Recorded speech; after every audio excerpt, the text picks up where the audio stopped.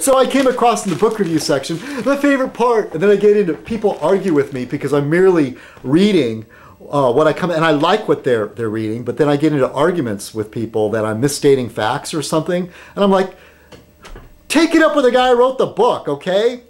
In fact, I trust the authority, the credibility of somebody that wrote a book and is published, and not available online, not self-published, that an actual publishing house decided to stick their necks out and print it over some guy on the internet, okay?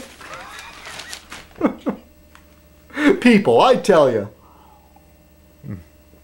So anyway, oh, they'll call me a sheeple because don't believe everything you read. No, I don't believe everything I read. Unless it's in the LA Times. No, I'm just kidding.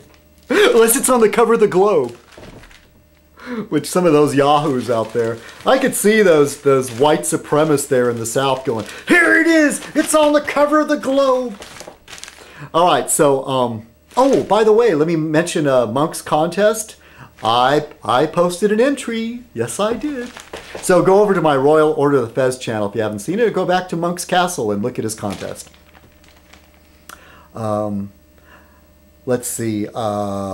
Okay, so this caught my eye in the book section. All right.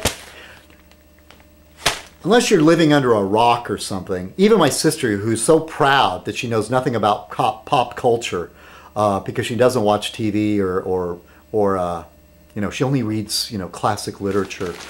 But she has a young son, so now she's has to be exposed to like different toys, certain type of Lego, any stuff that my nephew's into. He was really into Lego there for a while, so she kind of had to get up on that stuff. Anyway, unless you're living under a rock, or you're like my sister, which even my sister knows, The Simpsons, okay? The Simpsons, all right? One of the best television shows ever. The writing is kind of slacked off, but still, even though it's no longer at its peak, it's still more watchable than a lot of stuff on television. Excuse me again. Anyway, The Simpsons, the creator, Matt Groening. Basically, it says, comics creators recall how punk era LA drew them out. Okay, so this is what the book is about. Several cartoonists, comic people. But the cartoon that they feature here is what Matt Groening used to write, Life in Hell.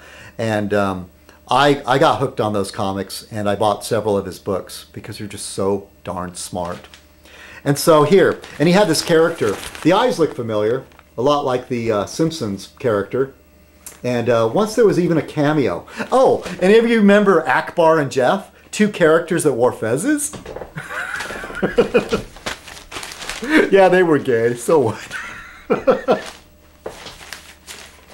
It just goes to show just how progressive I am. No, anyway. I've had people come to my channel and try to call me a Muslim or something. Or say that I shouldn't wear a fez because I'm not a Muslim. Oh, please. Okay, so Life in Hell. So he comes, the first panel says, okay, bear with me. Says, hello there. First impressions are very important, so shut up and listen to me. I'm going through the panels here. My job here is to teach you the errors of your ways, to point out your stupid blunders, to make you aware of your own oafishness. I may not do much for you. It may not do much for you, but it makes me feel a hell of a lot better. Shall we begin? How many of you out there are familiar with forbidden words? A show of hands, please. That's all? This is pathetic. Okay, can you chatter, you monkeys, and listen up? Okay, okay, can the chatter, you monkeys, and listen up. I'm having a hard time reading this. I'm only going to say this stuff once, so pay attention. When I speak of forbidden words, I am not talking about the so-called obscene or profane language or even substandard English. No siree. I am talking about those words and phrases that betray a lack of imagination on the part of the speaker or writer. Excuse me. Forbidden words include cliches, trite fad words, unnecessary jargon, solemn mystical mumbo-jumbo, or parrot-like repetition of polysyllabic Pseudo profundites. Sorry, I'm in over my head here. Pseudo profundites. Pseudo profundities. I think that's it. Pseudo profundities.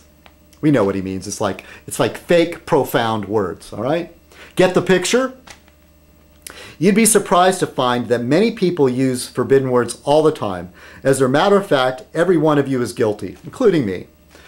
But if you stick with me and try to follow along as best as you can, well, there may be hope, but probably not. I was having a hard time reading it because of the text is kind of, comic strip style. But I thought, man, I run into so much of this on YouTube in the comment section. Especially the parrot-like repetition of polysyllabic pseudo-profundities. Hey, I got it! These people that really try to sound really smart by using these crazy, big words, what us unintelligent people call 50-cent words. And they're using these words for no real reason. Good writing should be accessible to your audience. I'd say a little bit, make them reach a little bit, but don't hit them over the head with purposely trying to confuse them, I mean, that's what I'm doing here with the newspaper. I never pretend to be an expert on anything. I'm just curious, and I find things, and I think it should be accessible. Ideas should be accessible to people.